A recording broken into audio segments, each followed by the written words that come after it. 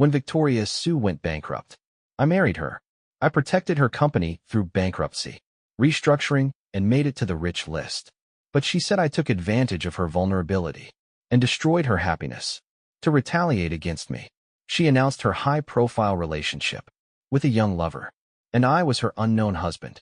Later, I attempted suicide feeling hopeless and divorced her.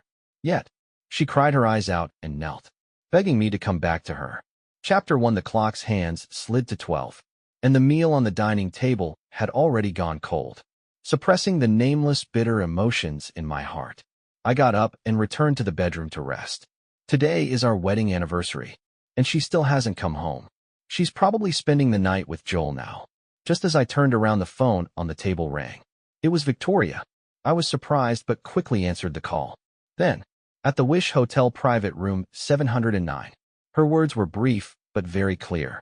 A hotel private room, suitable for large anniversary events. My heart filled with joy, my voice cheerful, and I hurriedly replied, "Okay, I'll be right there, mm." Chapter 2. Pushing open the private room door, I was stunned. I stared blankly at the noisy crowd and the banner in the room. Banner read in bold letters, "Congratulations, Joel, for getting into a university for graduate school." Victoria and Joel were the stars of the show. Surrounded by everyone, my blood rushed to my head, filled with the embarrassment and anger of being mocked. I looked at Victoria. Victoria simply held on to Joel, looking down at me with a slight smile. Look, he's here, haha. I told you he would definitely come, such a simp. Haha. She already has a boyfriend, and he's still simping. A simp who ends up with nothing, ha ha ha." The attendees were my classmates, a group of petty people who delighted in revealing others' wounds. I slammed the door and was about to leave the room, but I found the door had been locked. Seeing I wanted to leave, the group started to hold me back with ill intentions. "Don't go, you're already here, bro. We were just joking. You took it seriously. Come on, have a few drinks." They pushed and pulled me back to my seat. In the struggle, several glasses of strong liquor were poured down my throat. I always get drunk easily. Now I was feeling a bit lightheaded. I shook my head, trying to shake off the alcohol. When I looked up again, I found myself in my kitchen at home. Food on the dining table was completely cold. A chill ran through my heart, and I staggered towards Victoria, facing her puzzled and surprised expression. I frowned and asked, "Do you remember today is our wedding anniversary?" As I said this, my grievances surged up. I pointed at the cold meal and said, with great resentment, "I spent a long time learning to cook this, and it got cold waiting for you." Victoria's surprise turned into a playful smile. I frowned, not understanding why she was laughing. The next moment, a cup of cold water splashed on my face. The dining table, food clock. All the scenes from home collapsed quickly. The banner, the noisy laughter, the furious Joel. These real scenes reminded me that I was still in the private room. Joel splashed another cup of cold water on me. The water flowed down my neck to my chest and back, matching my dazed and shocked expression, making me look extremely pathetic. "Tom, stay away from Vicky," Joel said coldly. "If you keep imagining things about a woman who doesn't belong to you, I'll teach you a harsh lesson." Everyone burst into laughter. Such a simp, even fantasizing about marrying her. I wanted to flee but was held down in my seat, unable to move. "Why are you in such a hurry to leave? We haven't had enough fun yet leaving. That would be disrespectful to us." I sat in the corner, praying for the party to end quickly. The group started playing Truth or Dare. Laughter and screams echoed from time to time. This time Victoria was chosen, and her dare was to kiss a man present. My heart suddenly twisted in pain. I didn't want to see her kiss Joel. That would be like an execution for me. I kept my head down, not wanting to see. But the imagined cheers and applause didn't happen. The room fell into an eerie silence. Shadow loomed over me. "How can you kiss with your head down?" I looked up suddenly, only to see Victoria, looking at me with a mocking expression. She lifted my face, whispered in my ear, so only the two of us could hear, "Wedding anniversary, make it up to you." Her intoxicating scent disturbed my already foggy mind, and I looked up, waiting for that fragrant kiss. Ha, sneer. Victoria threw away my hand and walked away. With a light laugh, she turned around and passionately kissed Joel, who fell into her embrace. I couldn't bear it anymore, kicked open the door, and fled in disarray. Chapter 3. I think. There was a time when Victoria and I were in love. We met at a campus dance. Our waltz steps were perfectly synchronized, just the two of us. After the dance, she hid in my arms, laughing heartily. Pure and lively, stirring my heart, I noticed her. Later, we unexpectedly met again. At an internal business meeting, I suddenly realized that the other person was the rumored heir, who had just returned to the country. I was the heir of the Song family, and she was the heir of the Sui family. We were a perfect match, born for each other. Later, I began to pursue her. Her responses became more and more enthusiastic. We ate together, went shopping, exchanged gifts, and spent the whole day together on Valentine's Day. Everyone thought we would end up together, and so did I. So on the day Victoria went bankrupt, I presented her with a contract and a list of assets, telling her that marrying me was her best option. I protected her company through bankruptcy, restructuring. She stared at the thick contract for a long time. In the end, she signed countless times with trembling hands. Her eyes red, cursing me, taking advantage of the situation, seizing power. Is this fun for you, Tom? On our wedding day, she told me expressionlessly that she didn't love me, and that our marriage was just an alliance, each playing their own game. She suppressed the news of our marriage, but the next day she publicly showed her love for Joel. I told myself it was okay, that once she had enough fun she would come back. Chapter 4. A small cry woke me up. Wait, why is it a woman's voice? I opened my eyes abruptly. Next to the bed, there was a naked woman sitting and crying softly. This shocking scene hit me like a sledgehammer. No way. I lifted the quilt and saw that I was also naked. The woman, seeing I was awake, cried, last night you got drunk, and I took you to the hotel to rest. But as soon as we got to the hotel, you suddenly pounced on me, pressing me down, and then boo-hoo. I held my head, trying hard to recall the events of last night. Last night, didn't I flee home in a hurry? No, that's not right. I never went home. That private room door was locked tightly by them. Seeing I wanted to leave, they repeatedly pressed me down into the seat. I drank glass after glass to drown my sorrows. Feeling dizzy, the last memory I had was of a woman supporting me out of the private room. Tom, we were classmates, and yet you ruined my purity. I stared at her and asked, did we really last night? What else? I rubbed my temples, feeling irritated. How much money to shut you up? No amount of money can make up for my purity. Enough, I shouted sternly. How long are you going to play this trick? Such schemes are not even worth my attention. As the heir of the Song family, there are countless women trying to climb into my bed. This trick of a drunken one-night stand has been obsolete for centuries. I grabbed her chin, staring into her eyes. Do you know that men can't even get it up when they are drunk? I was dead drunk last night. How could I have had sex with you? If you want money, just name a price. Otherwise, get out. The woman hurriedly put on her clothes and fled the hotel in a panic. The scenes of last night's party gradually surfaced in my mind, and I sat dazed on the bed. After a long time, I got dressed and walked out of the room. As soon as I opened the door, I saw Victoria leaning against the wall, smoking, as if she had been waiting for me for a long time. Chapter 5. Why do you like this kind of woman now? Victoria asked, coldly exhaling smoke. I stared at Joel next to her, with undisguised love bites on his neck. Joel was the only one who knew about my marriage to Victoria. Sometimes, watching his clumsy and amusing attempts to compete for her favor made me want to laugh. Feeling a surge of annoyance, I turned away, not wanting to look at her. Why? You can play with men, but I can't play with women. You were the one who said we should each play our own game. She stubbed out her cigarette and changed the, do you know why I came to find you? I suddenly felt something was wrong. Victoria and I never knew each other's whereabouts. So how did she know I was in this hotel room? Victoria chuckled and threw her phone at me. See for yourself. I took the phone, my frown deepening. On the screen was a post made by that woman, explicitly naming and accusing me of forcing her. The accusation was vivid, full of details, and very graphic. Reading it made me want to kill myself. I opened my mouth to defend myself. Victoria snatched the phone back, her eyes full of disgust and disdain. Tom, do you really enjoy taking what you want by force? Wasn't taking me enough for you? Now you have to force respectable women too.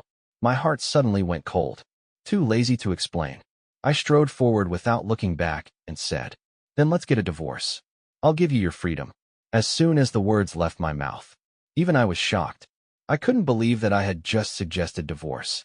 After all, We both knew that in this marriage I was the humble one, the one trying to keep it together. Victoria was stunned for a moment, then sneered. What a joke. I'm not joking, we can divorce right now, I said firmly. I heard the sound of a phone shattering behind me. Victoria yelled angrily. Divorce, don't even think about it. Chapter 6. I spent money to limit the spread of the post. That slandered me, but the content was so sensational that many people shared and commented on it. More and more people found my phone number, and I received constant calls cursing me, filled with vile content. I knew I couldn't endure it any longer.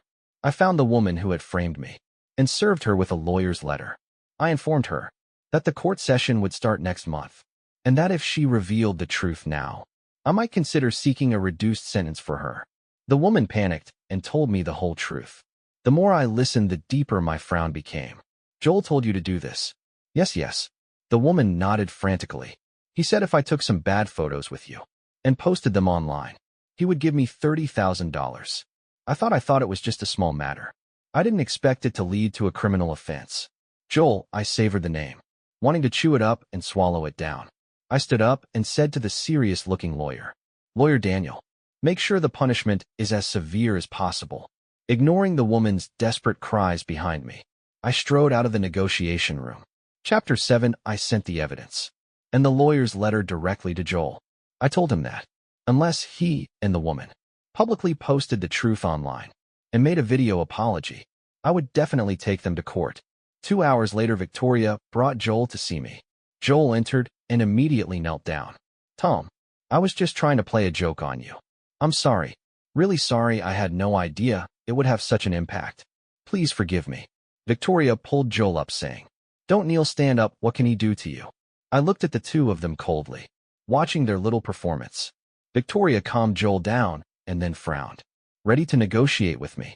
Tom, do you know how much damage a lawyer's letter will do to Joel? If you really take him to court, he will be expelled. Do you know how hard he worked to get into graduate school? And what about me?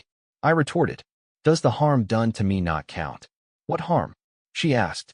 Surprised you're a man. You won't suffer from such things. I couldn't help but laugh. I opened my messages and showed them to her. Rapist, go die. Besides the abusive words, there were many terrifying pictures, filled with curses against me. Seeing these messages, Victoria fell silent. After a long time, she took my hand gently. Just endure it for now. Joel worked so hard to get into graduate school. It wasn't easy for him to get into our school. And was it easy for me? I asked, feeling she was a stranger. We both worked hard to get into this school. Enduring so much hardship, doesn't my hard work count? I took out my phone and enlarged a photo to show her. Because of my reputation as a rapist, I was expelled. Victoria's face showed some hesitation. She gripped my hand tightly, forcing a smile. Tom, it doesn't matter if you're expelled. You're the heir of the Song family, with your own company and wealth. Even without this degree, you'll still be successful. But Joel came from a poor background. Without this degree, he will have nothing. I raised my hand to stop her. What does his misfortune have to do with me? He framed me first. Everything that has happened is his own fault. Why should I bear the consequences for him?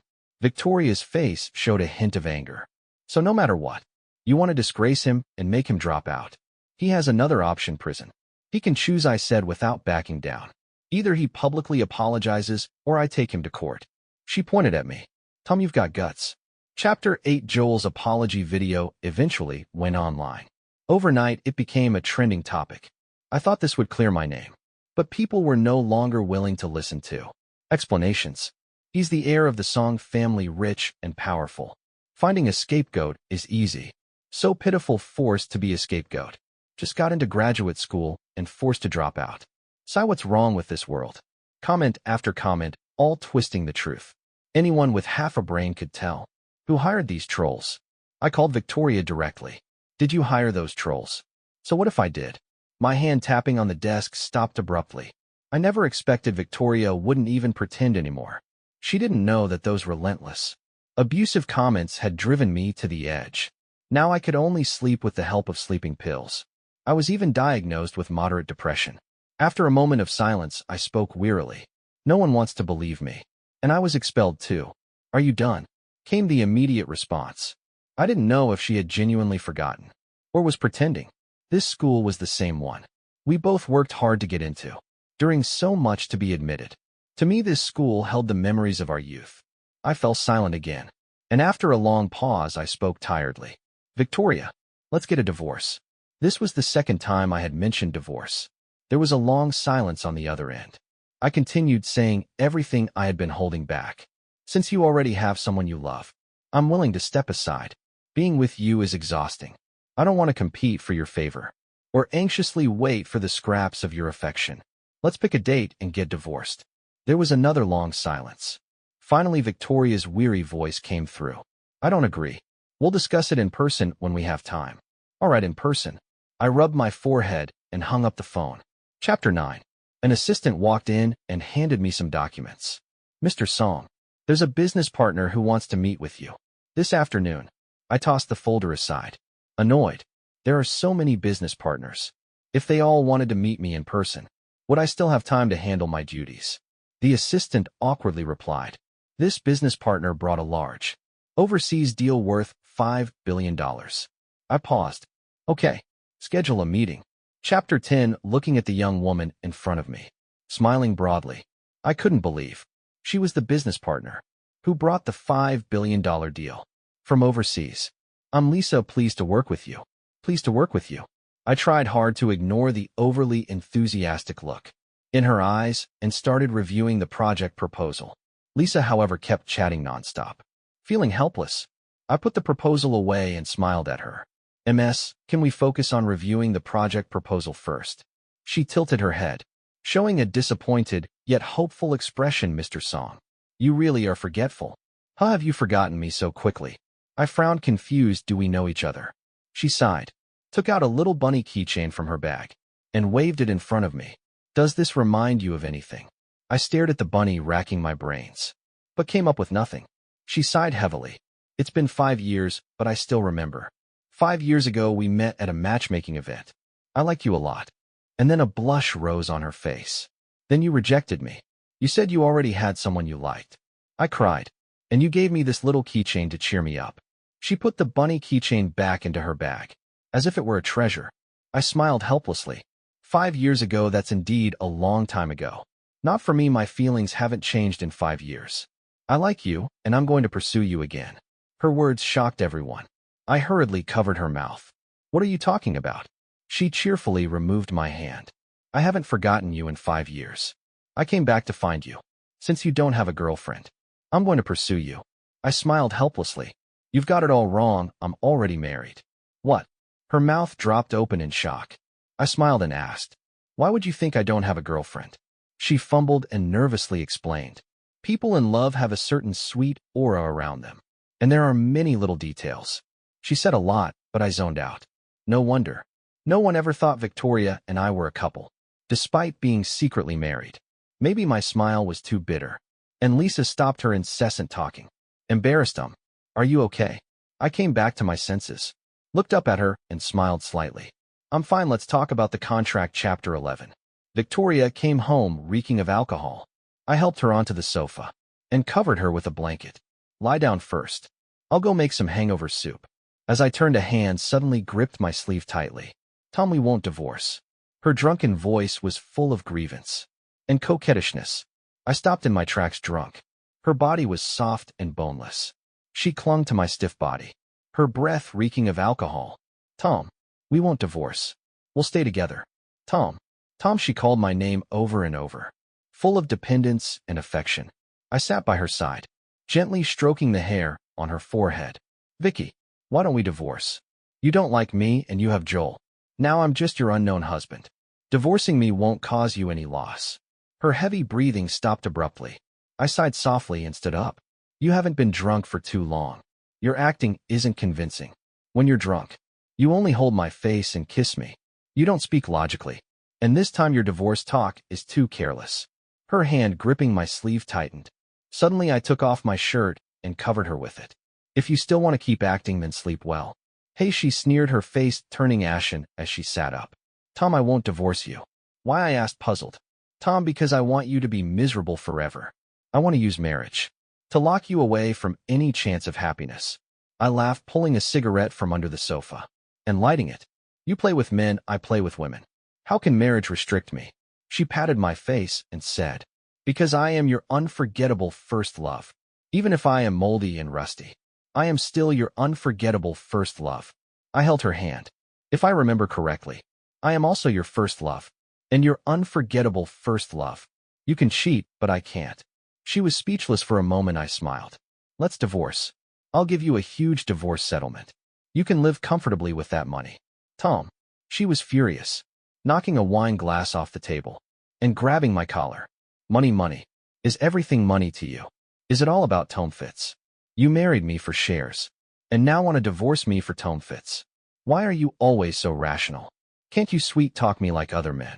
Are you crazy? I pushed her away. You're simply unreasonable. Get out. Victoria spat out the words through gritted teeth, pointing to the door.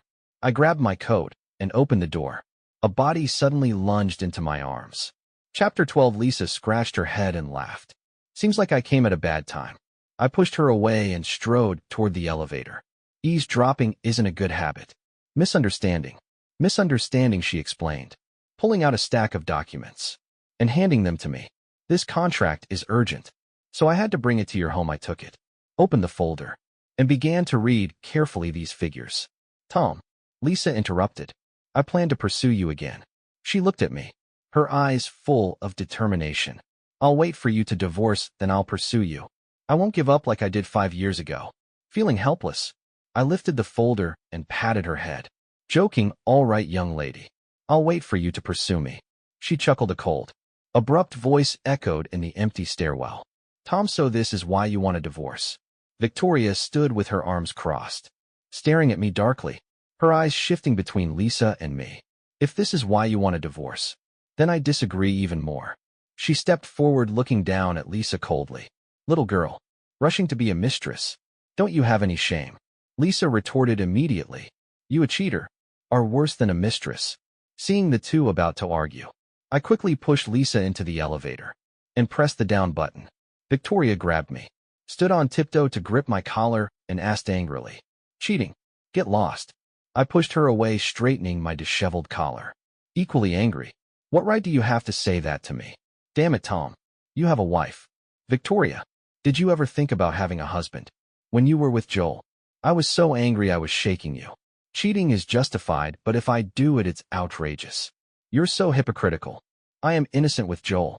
This made me laugh. So many blatant love declarations on social media. Kissing in public. That's called innocence. I was too lazy to argue with her and turned to leave. As I turned, Joel stood there, tears streaming down his face, looking at Victoria in disbelief. I sneered, such innocence indeed. Chapter 13. I insisted on divorcing Victoria, but she stubbornly refused, leaving me frustrated and exhausted. Victoria, what will it take for you to agree to a divorce? Unless you die. A cold voice came from the other end of the line, followed by the beeping of a hang-up. I sighed lightly and had just put down the phone when another call came in. Hello, Tom. Is this Mr. Tom? This is a City First hospital. Please come quickly. Mom, Dad, Dad. I cried hysterically, clinging to the coffin, not letting anyone approach. Mr. Song, let go. If we don't bury them soon, we'll miss the auspicious time. No, I won't. I clung to the edge of the coffin, refusing to let go. Suddenly, a sharp pain shot through my arm, and my consciousness slipped into darkness. The sedative has taken effect. Take Mr. Song to the hospital, hurry, and bury Mr. and Mrs. Song. My depression worsened. I could barely distinguish between reality and fantasy. In a daze, I seemed to see my parents standing in front of me. Again. Mom, Dad, you're back, I sniffed, feeling pitiful. Tom, don't be afraid. Mom and Dad will always be with you. But I can no longer feel your presence. I grabbed their clothes, the remaining scent almost gone. Tom, remember the jade pendant Mom gave you? It's our family heirloom. Do you still have it? I remember. I nodded frantically like an obedient child. With it, Mom and Dad will always be by your side. Okay, I will find it. Chapter 14. In my memory, that jade pendant was placed in the bedside drawer. At home, I returned home from the hospital and opened the door. In the living room, Joel was kneeling in front of Victoria's sister Vicky. I don't want to break up. I'm willing to do anything as long as we don't break up. Victoria impatiently handed him a contract. Breakup fee, 5 million, sign it. No, I don't want it. I don't want it. Ignoring their melodramatic scene, I went to search the house. I turned the place upside down, but couldn't find it anywhere. Tom, what exactly are you looking for? The jade pendant. My family heirloom jade pendant. Victoria frowned. The pure white bodhisattva one. I reached out. Yes, that one, give it to me. She lowered her head, not looking at me, and asked, is it very important? I replied irritably, yes, it's important, give it to me. Victoria came forward and hugged me. A very bad thought flashed through my mind. I started trembling all over. Tom, I'll find the best jade carver to make an identical one for you. I pushed her away, trembling, trying to suppress my breakdown. Victoria, what do you mean? She looked up, her eyes filled with guilt and caution. Tom, that jade pendant was lost a month ago. Joel said he liked it, so I gave it to him. Later, he lost it. I really didn't know it was so important to you. Slap. A crisp slap echoed. Victoria's eyes were full of shock. My hand trembled as I slowly approached her neck. I imagined gripping her neck, tightening and tightening. Victoria, how could it not be important? I told you personally at our wedding that it was a family heirloom. I always kept it in the deepest part of the drawer. How did Joel see it? Victoria's voice began to tremble. Tom, let me explain. Victoria, I screamed, collapsing, tears falling like rain. Why did my parents die? Because you kept calling and bothering them while they were driving. If you didn't want a divorce, you should have come to me. Why bother them, trying to persuade me not to divorce? Victoria, you've won. I covered my head, squatting in pain, screaming in despair. After a long time, I looked up and spoke firmly to Victoria. You said you'd only divorce me if I died. Fine, I'll go die now. In an instant, I rushed into the kitchen, grabbed a knife, and slashed at my neck with all my strength. In my last memory, I only remember the blood covering the floor and Victoria's frantic cries as she tried to stop the bleeding from my neck. Chapter 15. Victoria finally agreed to the divorce. After we walked out of the civil affairs office, I never saw her again. She said that as long as she was alive, she would never give up on reconciling with me. I just walked away without looking back. Lisa held my hand carefully, glancing at the heavy bandages around my neck, and handed me some documents. These hospitals all look good for treating severe depression. I didn't take them, staring out the window at the rapidly passing trees, muttering, find a hospital with the most trees. It was spring, and everything was coming back to life. I thought maybe I would too. I transferred to a suitable rehabilitation hospital, but the treatment wasn't effective, and my condition even worsened. Lisa began to doubt the hospital's competence and arranged for me to be transferred again. She pushed me through the lush garden, excitedly making plans for our recovery trip. I looked up, smiling at the young girl who stayed by my side, Lisa. My voice got stuck in my throat. I saw a fleeting figure among the trees, and I froze. What's wrong? She asked. Puzzled, I shook my head. Nothing. Maybe I just saw wrong.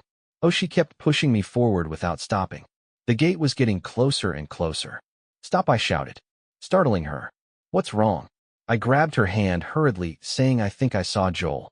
Joel? She asked, confused. I nodded. She laughed with a hint of cruelty. I'll have someone check right away if it's really him. Then things will get interesting. Chapter 16. After spending a long time with Lisa, I discovered that her personality wasn't as simple as it seemed. She was very cheerful, especially towards me. But in business, she was ruthless. He didn't hesitate to use underhanded tactics when necessary. Just like now. In front of me were two people, tied up and covered in blood. Tom. One is Joel. The other is his sister. They're twins. The person you saw in the hospital was his sister. She removed the gag from the person on the left and handed it to me. That person gasped for air, screaming. It was Joel. Joel made me do it. He said if I changed your medication dosage, you'd never get better. I personally pulled the gag out of Joel's mouth and asked softly, Joel, we have no enmity. Why are you doing this to me? Joel struggled like a fish out of water. Because I hate you. I hate that Vicky loves you. From the beginning, she's only seen me as a substitute, a tool to annoy you. I was so happy when you two divorced.